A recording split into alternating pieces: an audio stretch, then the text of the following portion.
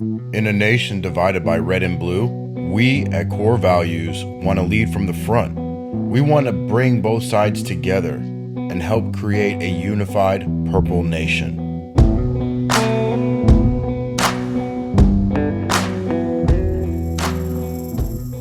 Hey, how's everybody doing? This is another installment of the Core Values podcast, and today we have Rafael Silva. Good God. And Rafael was a former Army medic, and he served his country, and after he got out, he really went on a long journey of different types of vocations, per se. Yeah, that's, to say the least. It's just been a continuance. It's constant. And what I wanted to do is, I've known Ra for a couple years now, and I really wanted to encompass something that people could relate to. And what we wanted to make today is, sometimes you just know somebody for a long time, but you never really know them. And we want to kind of get down and be able to relate to you in a different, me personally, but also people out there, to relate to you in a different way, so you can kind of represent what somebody right next to them that they've been there the whole time might be dealing with and going through, that you just never knew about, or they might have experienced things that you've never known about. And it might be stuff that's really impactful to you and really want to make you, either, energized or motivated, or, sometimes you can be empathetic and compassionate. Yeah. So, Raf, thanks for coming on the show today. Yeah, brother. Dude, thanks for having me, man. I know you and I have been talking about, getting together and doing this for a little bit. You're super loud in my ears, just a heads up. Good to go. I don't know if we can change that up. But dude, it's such a, thank you for having me on here. I'm excited to see what you want to talk about. Before this, you were like, I'll figure out, I know what to talk about. And I'm like, my palms are sweaty. I'm like, what are we gonna do, man? we're just gonna go for a walk. Yeah, I'm excited, man. I'm really excited. But you're right, dude. This journey, this one right here, this journey, it's been nonstop, and I haven't felt comfortable in one spot, and I've always been looking for something, and I've always been traveling. I think I get that from my parents. Both my parents were in the military. My mother was in aviation. My father was a infantry paratrooper. Yeah. His big claim to fame was his Pathfinders, his Master Blasters, but he was all through the 82nd and 101st and 10th and BAT and Panama, and he's got his own story. It'd be hard to probably drag him out, and I wish I could. Break him down. God, that dude's got 24 years in. Me, I did 9 years and 10 months. Yeah.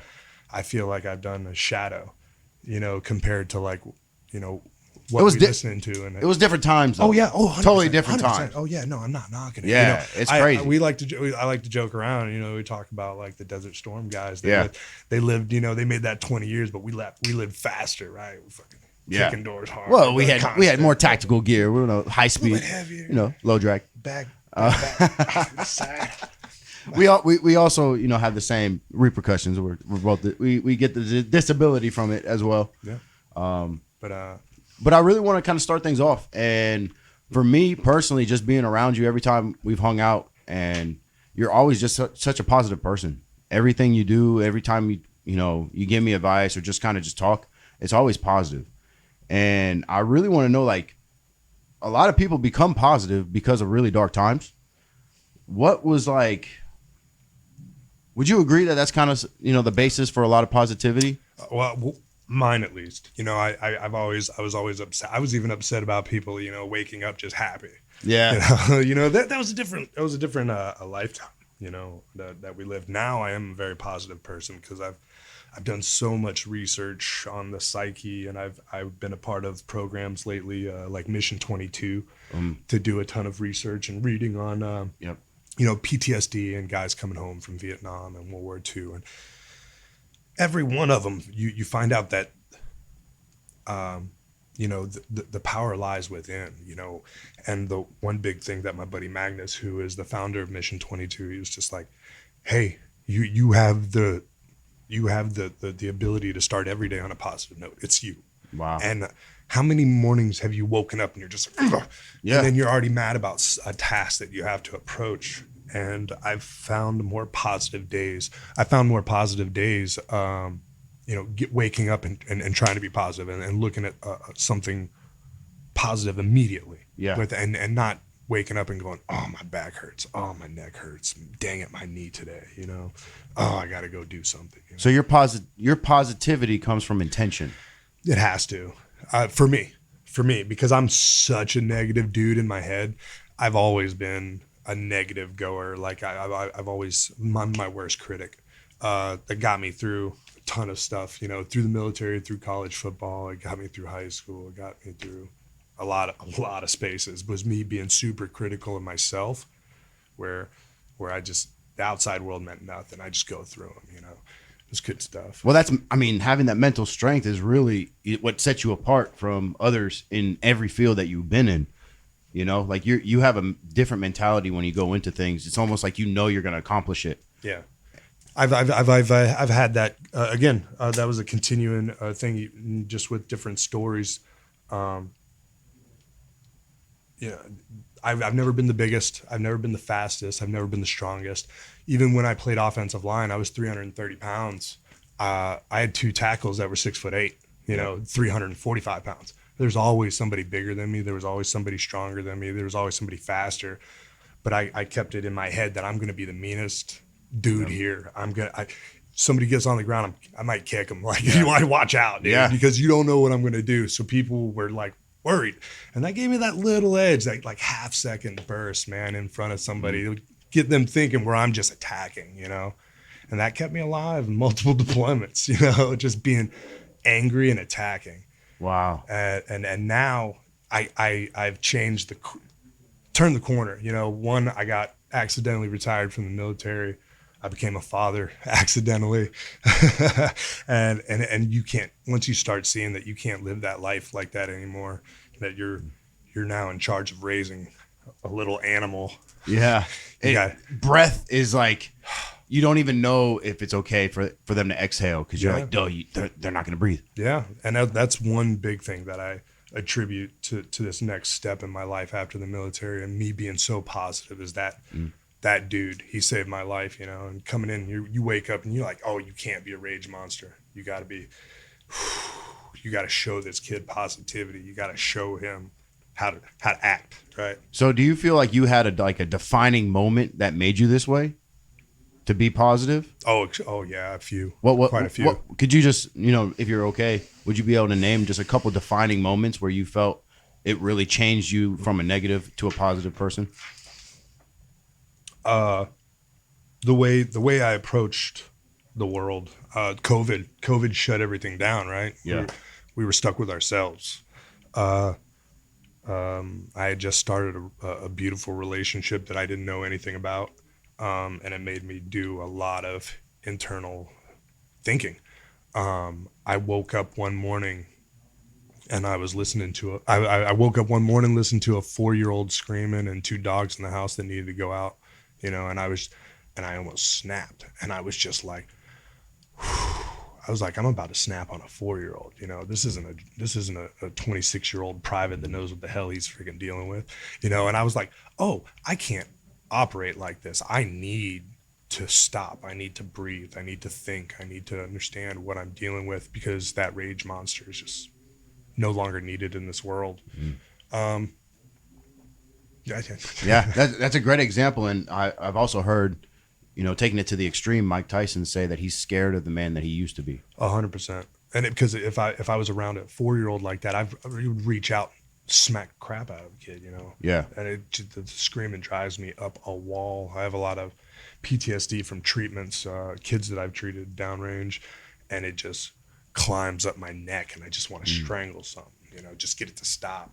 Where do you feel like you get some of that from how you were a child and how you grew up? Man, that's what I'm working on right now, man, to tell you the truth. I'm doing a lot of meditation, doing a lot of soul searching in the last year, and trying to dissect where that came from so that I don't make the same mistakes with my son. But at the same time, those mistakes were beautiful, and they kept me alive. Yeah. Do you feel like you staying alive, you had more of an intention, because you're an intention driven man?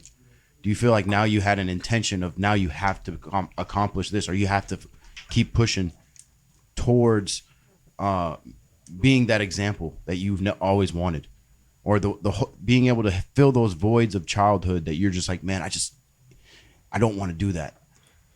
I don't really. I don't not want to like. I don't know how to explain that. I want him to make his own mistakes. You know what I'm saying? Yeah. I'm trying to, direct and raise a child without putting hands on and making decisions for him. Wow. And that's what I want to do. My father gave me that ability to think and choose. Wow. And he just showed me the world. My father, we were constantly moving, every 3 to 4 years. We were, I was born in Italy. I was raised, in North Carolina. As soon as my brain turned on, I was back in Vicenza. I was probably 5 when I started remembering life on post and stuff like that. We lived in Germany. We lived in Fort Bragg, North Carolina. I lived all over the place. Yeah. And, it just continued, and I loved it. I loved the constant travel. But my father gave me that one thing is options. And he didn't tell me what to do, but he gave me like, hey, man, it would behoove you to do this one. But if you want to do this, go ahead, find out. Yeah. Go figure it out. And I'd love to do the same thing for my son. That's what I'm trying to do. So I'm trying to instill this discipline, like, hey, discipline equals freedom, that little Jocko Willings kind of mantra. But it's absolutely needed in this society. Yeah. It's really needed, because you need to be able to represent and show what you appreciate in life, being able to problem solve. Yeah. Yeah. I mean, that's what surviving is problem solving. 100%. And being able to teach a son to survive is the essential of who we are. Yeah. And obviously it's different for other people, but you bring to the table something that nobody else really has, which is experience and culture and experience. And that's something that it creates greatness. If you use those two things together, it creates greatness. Wow. And I'm hoping to. Hopefully we build a couple, and hopefully me and the woman, we have a couple more kids and grab some more greatness and build all that. Trying to build it from the ground up. From the ground up, right? My loins up. Growing a garden. I don't know, man. I feel like this big transition and that whole segment of me doing that internal dives and trying to become like this warrior monk, right? A lot of people are afraid that getting older, they become less of who they were, less vigilant, less violent, less ability, right? They feel older, they feel weaker. And if you can channel your head and understand your pros and cons when you're getting older, and understand this life that you're going to be living, maybe you can move left and right, and still be as vigilant, still be as violent, still be as sharp, you know?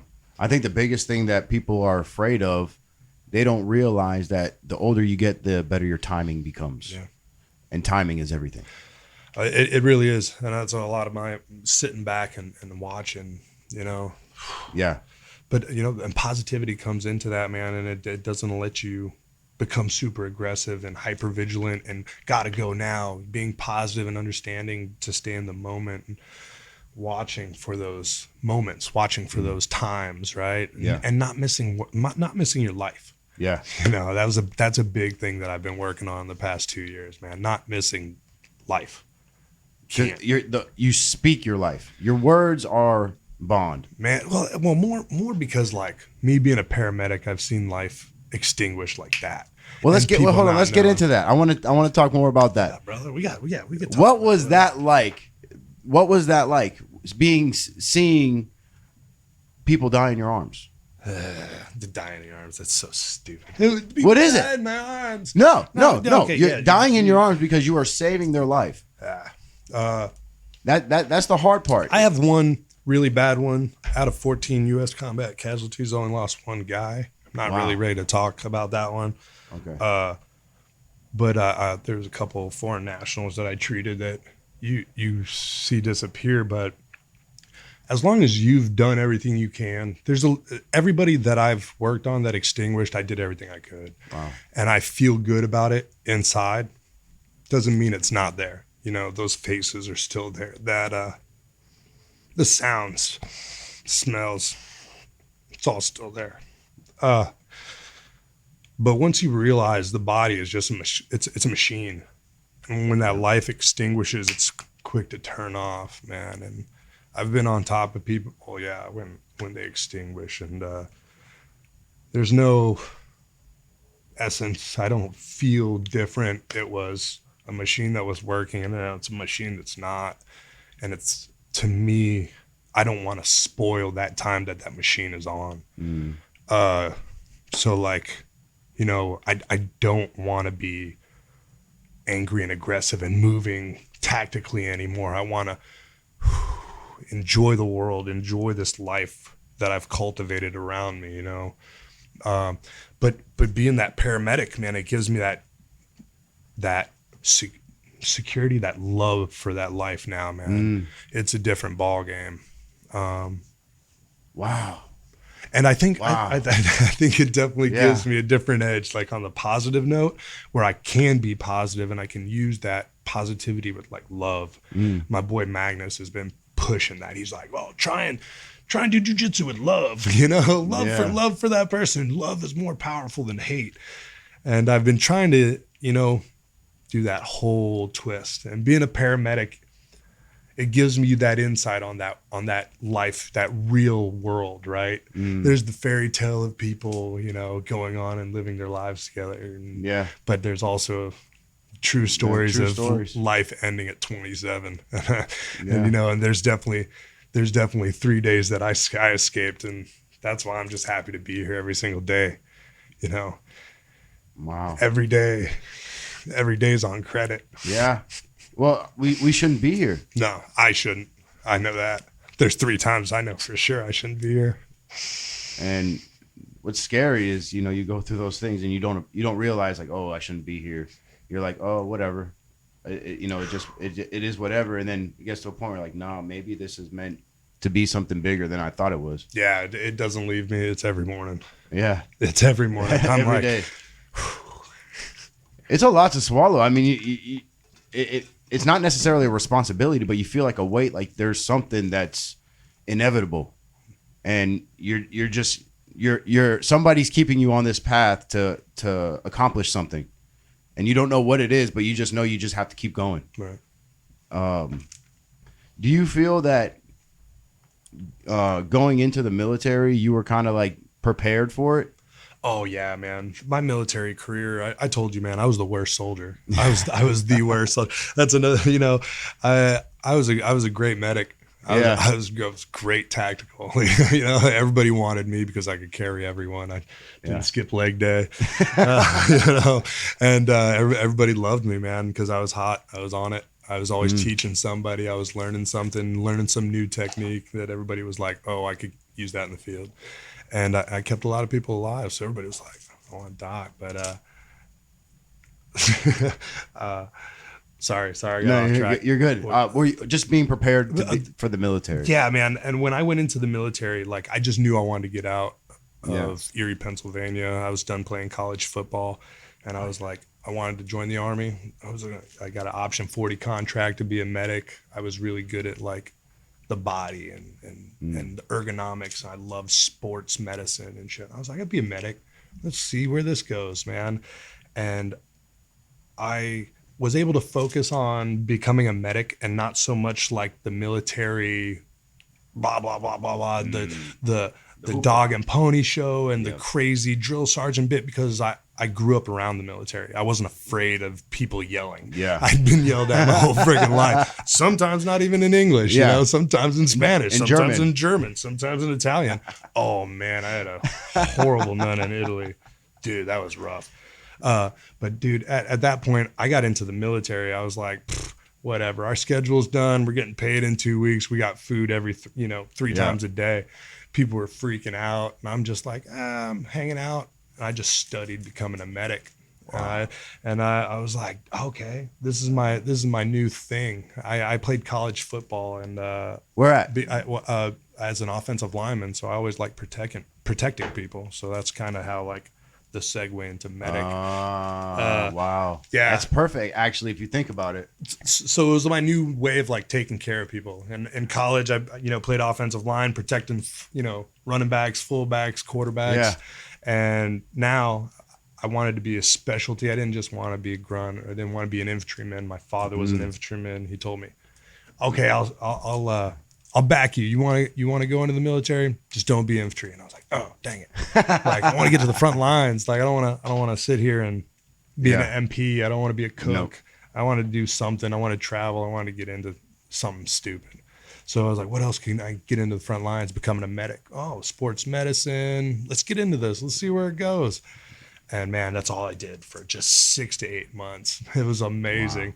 Wow. And just learn about the body and keeping this body alive. And I was like, oh man, if I turn this into a car manual, circulation goes this way, circulation goes this way, bodies move this way. Super easy, man.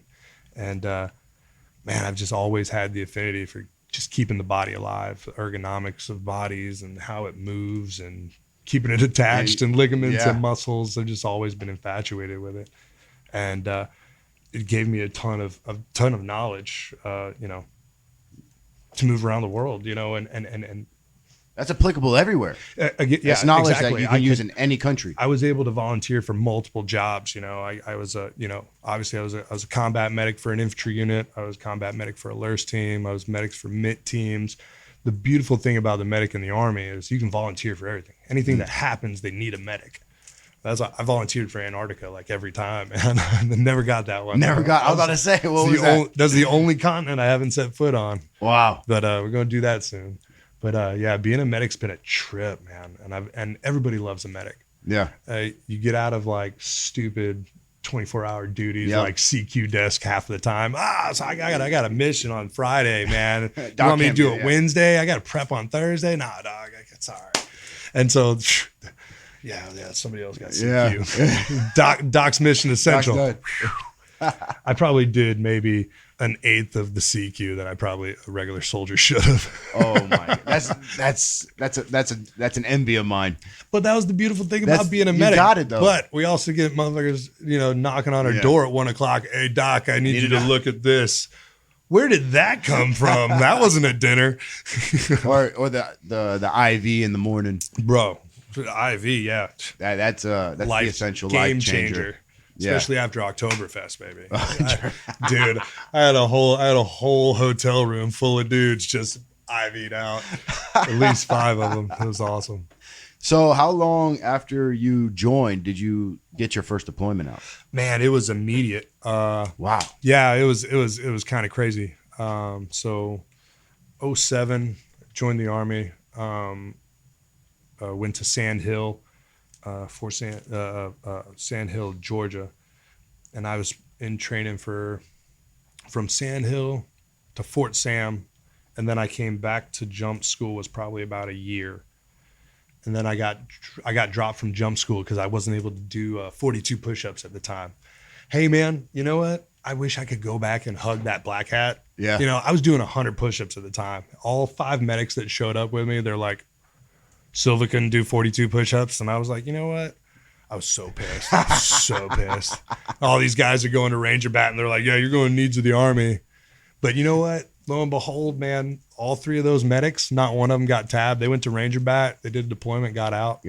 I was able to go to Ranger School, got tabbed. Dude, I went to Alaska, went to, Texas, went to Germany, deployed all 3 times out of there. But I got no-go'd for jump school. And they're like, yeah, in 2 weeks, you're going to be up in Wainwright. Wow. Not even 2 weeks. I think it was like 5 days. They had me in the barracks. They gave me a flight ticket, shot me up to Wainwright, and 1-5, they were already downrange. It was February. Yeah, it was February 08. Oh, wait. March 08. And they were already gone. And I ended up getting shot down range, showing up to a unit that was already deployed. That was a good one. I ended up going to Solder City for 2008. Oh wow! Yeah. Holy shit! Yeah, Solder City, 2008. I came home. Wow. I did 9 months deployment there. I came home, and there was a 3-8 out of Fort Hood that was deploying, and they're like, "Hey, man, we need another guy, and you're the only single medic. You want to sign your dwell time?" Signed my dwell time. I spent a month and a half in the country, just moving to Texas. Shot me right back to Iraq. I was in Mosul, so I spent close to 18 months, like right off the rip. Wow. Whatever, dude. I was a single soldier. Didn't have nothing to do. I was like, let's do this. I found out I was making like tax-free money. Let's go. Wow. Yeah, Solder City was an interesting. I've seen pictures and stories, personal stories of Solder City, and that was a crazy thing that happened. And that pretty much ruined me being a soldier though, because like my first unit was downrange. Like I didn't know anything about, drill and ceremony. That's why I was just nothing. I wanted nothing but deployment, man. Just. Do you think that you wanted that because you really got the inside look from your father? I got to go. I wasn't sitting. Yeah. I like deploying. I joined the Army to go. That's why I was always volunteering for schools, trying out for schools, and going, Master Rappel, Spies and Fries, and then ended up going to Ranger School in 2010. It was a great time, just constantly volunteering. It gave you that option to just travel and move and go. I've always been like that, man. And then even after, getting out. Yeah. It's just who you are. I mean, yeah. You can't stop it. It's like just your innate, like who you are. But if you're going into all these deployments, do you have any like specific deployment that just really impacted you that you still not in a negative way necessarily, right. No, but just like may have changed your perspective on humanity, or maybe seeing what other cultures can bring to the table? Oh yeah. It definitely shows you the worst in humanity. A lot of these countries that you get sent to, you get to see what humans can really do to people. My 2012 deployment to Afghanistan, we watched 2 people get stoned, 2 women, and it's heartbreaking. You're not able to stop them. You're not able to do anything because that's their own thing, right? And then you find out like a backstory from our terp that this lady talked to somebody in the market, so the husband had her stoned, and then you find out he was probably wanted. I couldn't even think of, just probably wanted another wife or something to get rid of, or who even knows, man. But it was interesting to watch and not be able to intervene. And it just shows you the real world and what you can do to protect yourself, man. You see the real dark side of humanity, but another reason to be positive and show that that's not me, When you were deployed, where did you feel safest? Was it did you always feel like you're under attack everywhere you went? I felt safe with my guys. Yeah. I felt safe with my weapon. No. Didn't really care where I was. We knew we were the baddest dudes in there. Yeah. So that's kind of how it is.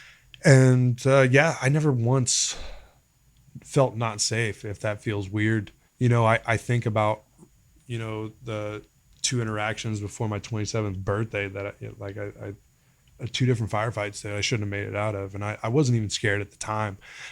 I'm scared now sometimes thinking of it. And I'm like, wow. Yeah. And I'm like, God, what an idiot.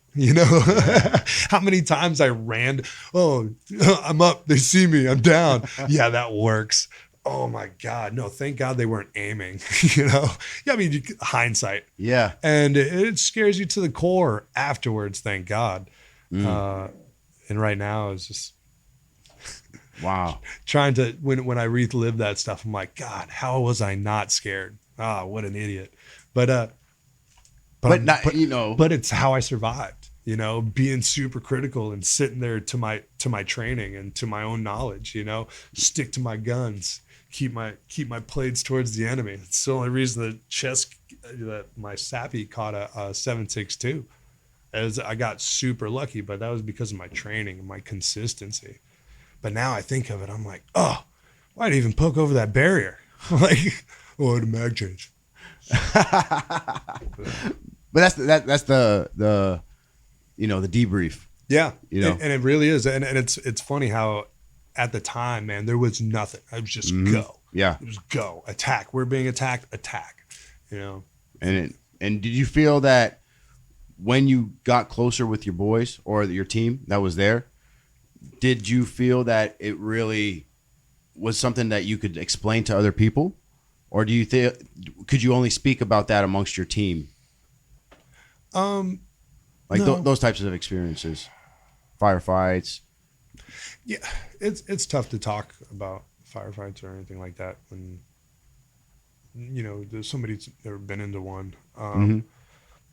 There's nothing that I idolize about a firefight. It's chaos. Yeah. It hurts. Yeah. There's nothing romantic about it. Yep. I was just very lucky to be really good in those situations. I loved those situations. The heightened adrenaline and cortisol and the dopamine running. It was better than any wheelie I've ever done on a motorcycle, any helicopter I've ever jumped out of. Like, yeah, it was amazing. So it's an amazing emotional dump. And Are you were you a religious person at that time? no, I've studied a ton of religion in my time, man, and that goes to show. I you know, that's the same story and the constant. I mean, I have Islam tattooed on me. I got Buddhism tattooed on me. I got Christianity tattooed on me. I've studied a little bit of all religions, and the biggest thing that I've come out of everything, the edicts of Non, the scriptures of Buddha, all of them say don't be a dick. The Bible. I mean, if you get down to the nitty gritty, don't be a dick, right? A lot of it's just, I have hard time with organized religion after a lot of the stuff that I've seen through the world, and a lot of it in the name of X, Y, or Z. And so I've had a step away from organized religion since 2012, probably the first time I saw that lady got stoned. I stepped away from Catholicism, Judaism, Buddhism. I'm like, who can I hold accountable? I can hold me accountable. Oh yeah, there's tons of people that think, oh, Islam's a nation of peace. You know, Christianity is, you know, it's a whole religion of peace. Yeah. You know, we do great things and help all these people. Yeah, but somebody connected to that did something jacked up probably. Do you believe in spirituality?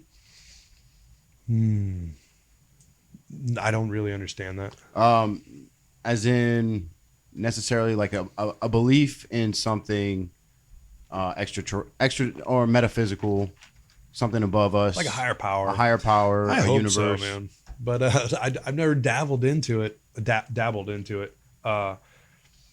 There's so much going on right here I agree. to think about what ifs and, you know, what could be's. And the only thing I can do is not be a dick and try and stay positive and have as many positive interactions as possible. Somebody's getting taken out. We're gonna edit that out. Edit that out. You know, and I try and cover all the bases. Yeah. You know, don't be rude to people. You know, try to be courteous. Try and live a Bushido lifestyle, right? Like the way of the warrior. Be cool, humble, positive. Do unto others as you would want them to do God, unto you you. hope so, right? But do you feel that the more you really like dive into that head first, the more karma or good things happen to you in your life? Or do you feel like it's a balance? It's a push and definitely pull. a balance, man. You know, every day is constant. You know, I don't feel like I'm fully better from anything. You know, it's constantly constantly working on bodily injuries, constantly working on head injuries. You know, So when you got out, how did you deal with separating from the military, going back to civilian life? Was that difficult for you? Was your body, you know, telling you something that you didn't want to listen to anymore? What was kind of that process? Because you told me you were separated. yeah. Unlawful. you had an issue with your separation? No, I was pissed. I was Okay. trying to be a lifer. I was trying to do 20 years, and at 9 years, they're like, hey man, you're no longer fit for duty. You know, you have, your ankle is fully reconstructed with cadaver tissue, your PCL, hamstring done. Both your knees are shot. I need reconstruction surgery on my left shoulder. I got 3 compressions in my neck and lumbar. They were like, man, you're done. And so I was like, okay, well, I'm going to get all my stuff taken care of. And I had like 3 different major surgeries, like back to back to back. I ended up getting up to like 300 pounds. I was pissed. I was getting pushed out of the Army, but I didn't see the benefits. You know, I'm getting out early with a retirement by accident. So after all 3 of my reconstruction surgeries, I got med boarded, and luckily it was about the same time I was finding out I was becoming a father. Wow. And so I was able to sit back, hone these skills, and breathe and focus on becoming a parent. I had some difficult times getting out just due to I didn't know how to communicate. Yeah. Right. Everything in the Army is like, hey, we're doing it this way because I said so, and that's how it's done. Right. Everybody knows how it's done. Man, me going to college, I worked in a warehouse for about 4.5 months before my retirement kicked in, and it was silly because I ended up having like 100. I had 98 days of terminal leave. It's like close to 100. Oh, it was beautiful. That's beautiful. It was beautiful. Oh my God. But they couldn't out process me out of Germany because they were back to 180 days. So I came here and did everything out of Tampa, out of MacDill. I came to Fort Myers, and I did all my retirement shit out of MacDill. It was horrible because they were like, who's this guy from Germany? We're at an Air Force base, sir. And I was like, yeah, you guys are processing this. How long did that process take? It took almost 6 months. Wow. Well, it took 3 months, and then I ended up being retired. I had my ID and everything, but they didn't pay me for another 3. They're like, yeah, should we give them money? I kind of felt like Milton from Office Space. We just waiting for it to cut off. We corrected the problem.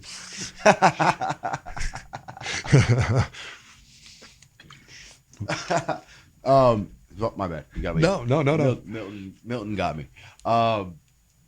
Shit, where are we? So when you had your son, that was like a new way for you to have a new direction. Like, okay, well, this is my old life. This is my new life. Yeah.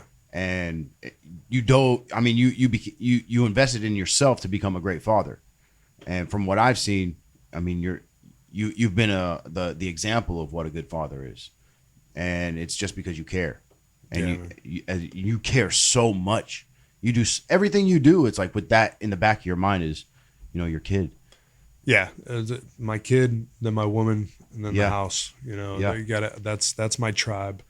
That's who I take care of. That's who keeps my head sane. Anytime I need any positivity, I just go to them. If I'm starting to get on myself and stuff like that, Angela will see it too. She'll be like, "Hey, don't talk to yourself like that." I didn't even say anything. She's like, "I see it in your head." Back up. So, dude, and if that's one thing that I can stress to any veteran on having a bad day, dude, the positivity, constant positivity is going to change your day. You're the only one that can change that. You make a decision to do it every day. Yeah, it's intentional. What did you do to seek out help when you were getting out? Because you had so many physical issues. Obviously there's more than one way to skin a cat. Yeah. So what alternatives did you see combined with what was given to you? I was put out on my own. I found jiu-jitsu luckily right after I got out, just like a ton of other guys. It was something that I could do that wasn't physical, like me running and everything, because my knees and my back, I can't do any cardio. Any up and down motion, longevity on my knees, killing me, and I can't walk the next day. So doing jiu-jitsu, I can actually tighten my core, and I roll around like Kung Fu Panda. So it's actually really nice. I get 2 hours just rolling around in pajamas, sweating. It's great cardio. It's amazing. And I get to stay sharp. I get to choke people out. I get to take people's arms, wrists, Stay violent. Staying violent. That was one thing that kept me, the consistency of working out. I put on a ton of weight after I got out of the Army because I was drinking. I didn't have that consistent wake up at 6 a.m. to go to the gym. I drink all night. Sometimes I go to the gym at 10, you know. Yeah. But once I started honing, I was like, man, I feel like crap. Oh, probably because you weigh 327 pounds. And drank every night. You drank 8 days a week. Like, goodness, dude, take a break. But I was drinking because I was combating the pain. The VA gave me oxycodone when I got out. And I was just like, well, I take 3 of these and it makes the pain go away. Perfect. It's great. But I can't move. So I'd start having an oxycodone with Arnie Palmer, drinking a vodka lemonade, and I can get through 6-7 hours. But me constantly drinking all day, my body's not processing everything. It's storing all the fat. I didn't listen to my own body. I had to take a nutrition class in college for the second time that I already freaking knew. And I was like, oh, why am I not listening to myself? Wow. So cut out the booze, and man, I ended up finding out THC. I was using indica to sleep, and it takes care of all my back pain, my ankle pain. Once I take away the pain, I can think, and I can think clearly. And if I'm thinking clearly, then I can be more positive, and I can constantly focus. Dude, it's a full cycle. It's all day. It's a full thing, man. And I'm telling you, it's a game changer. Once I took away my pain, and I added, I took away the booze, I added the THC, took away the pain, I became more dangerous. I was constantly able to be available. I was constantly able to go out and be more productive, be more positive, be there for my kid, assist the woman on anything that she needs done for the week. It's been constant. Did you feel like you were more like yourself? Man, myself is constantly revolving. I feel better. I feel good. I'm still trying to find myself. I don't know who I am. I know where I'm at. I know how to be a good person. I know where you've been. Definitely know where we've been. And goodness. Who do you want to be? What do you want to be? I just want to be a great example for my kids. I want to be a positive role model for my woman. I want to be a present husband. I want to be a present father. That's all I really care about. I don't ever want to be a millionaire. I knew that years ago. I knew that when I was riding a motorcycle, living on a backpack, going, I could get around the world doing this. I loved it. I loved couch surfing. I just bought a home for the first time. I thought I was going to be a nomad for my whole life, man. The universe isn't meant that way. You do good, and good is meant on you. It was so much simpler. So much simpler. But it's a different world. That's who I want to be. I want to be a good leader, and not for a community, just for my house. I want to start there, and I care less about what anybody else thinks or says. Man, I'm just trying to be a good example. I think that's a great inspiration for other people, because there's so many people that are just searching for something that they can hold on to, or they can relate to.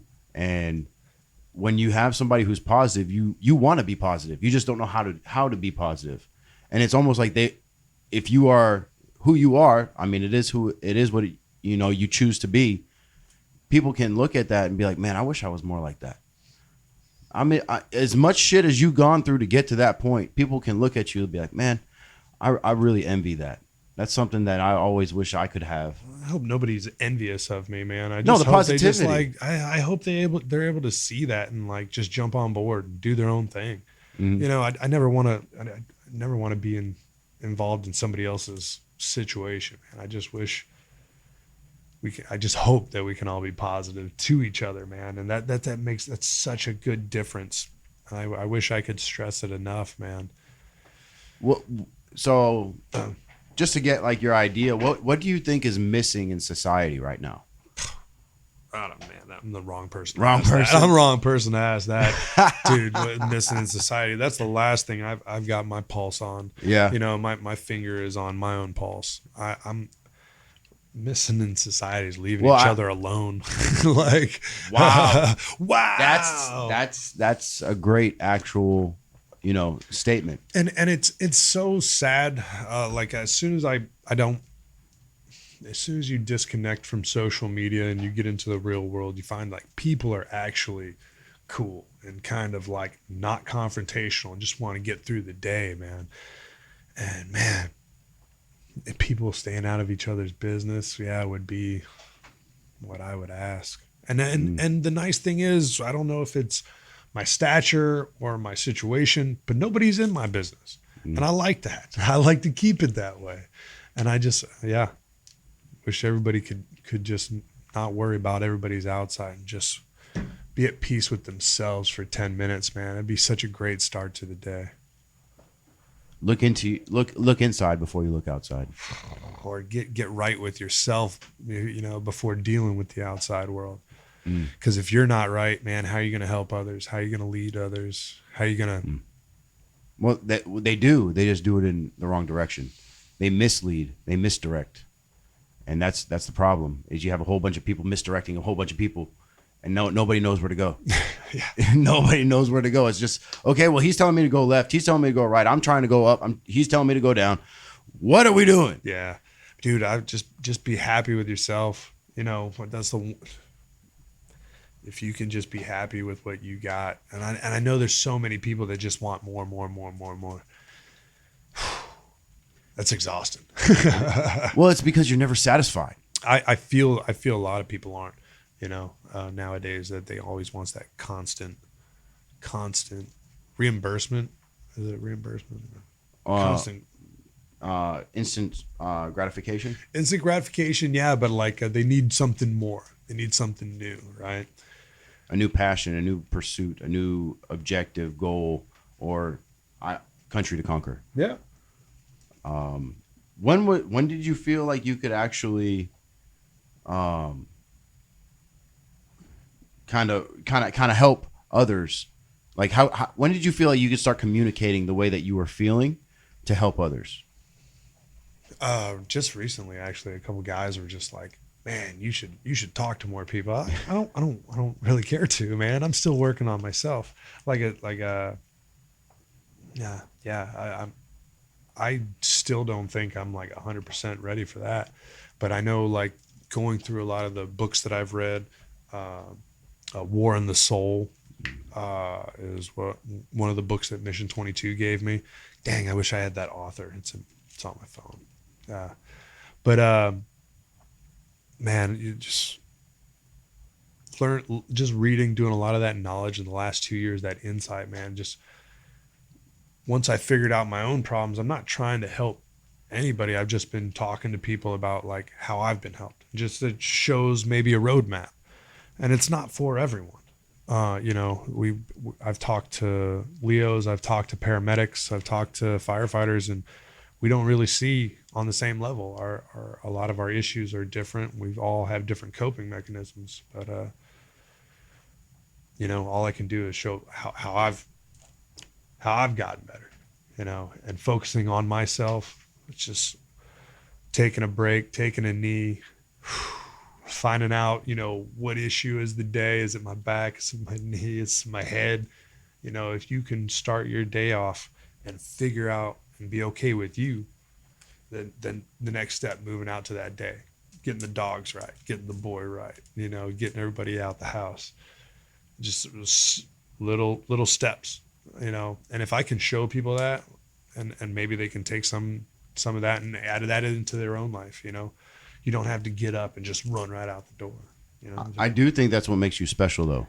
And what makes you special is your experience, because like you said, as a child, you went so many different places. And then when you enlisted, you went so many different places. You get out, you went so many different places. Well, even after I got out, we were just in Florida and just changing occupation, going from, paramedic to a college student again, trying to get into nursing school, leaving nursing school, going and becoming a commercial diver. Yeah, dude, it's constant, isn't it? It's chaos. But ever since COVID happened, I was able to slow down get healthy, focus on me. Man, I'm so much better because of it.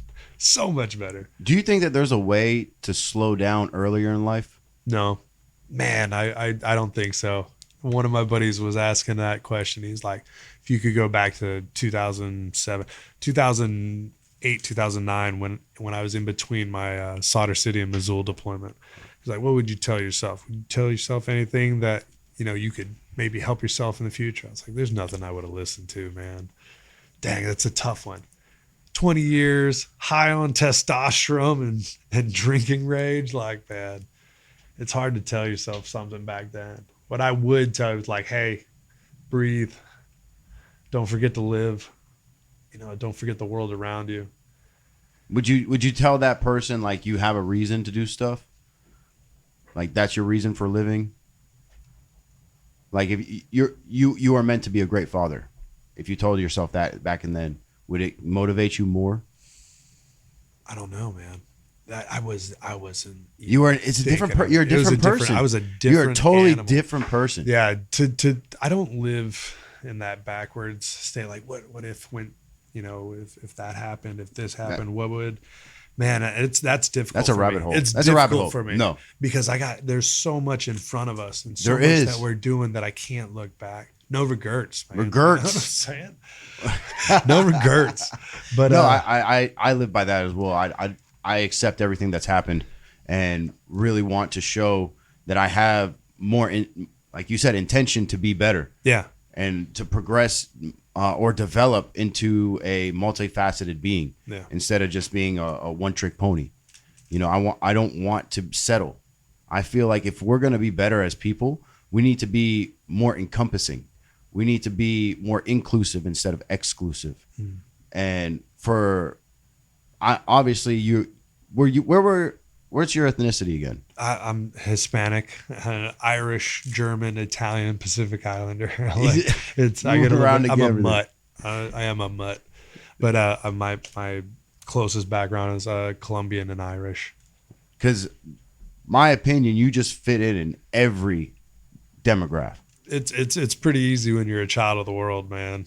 Like I was constantly moving. You just try and stay out of everyone's way. But it's just unanimous. It's just everybody's willing to be accepting.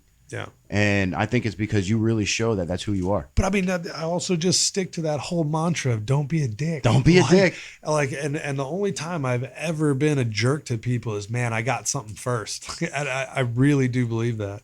And I'm trying to think back.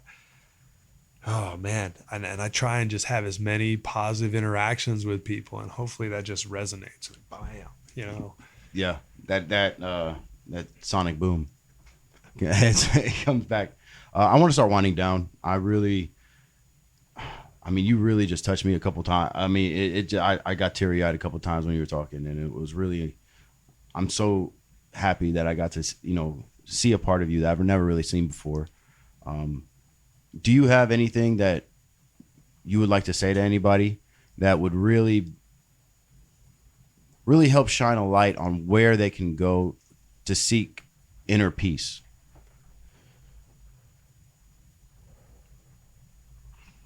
Yeah, man, I do meditation each morning. And it doesn't have to, you don't have to turn music on. You don't have to do candles. I mean, even if it's 5 minutes of you just sitting still, closing your eyes and breathing. I do 6 in and I do like 10 out. I count to 5 or 6 and I do 10 out, 10 exhale. And man, if you can slow down your morning and get a grasp on your day, it'll make it so much easier. If you could kill out all the riffraff and the charge in the morning that's saying, get up, take a run, we gotta go. It helps me tremendously with my PTSD, with all my cortisol levels just jumping up the freaking roof. Get right with yourself and breathe, man. If you're okay with yourself, then nobody outside you can mess with you. Thank you, man. Yeah.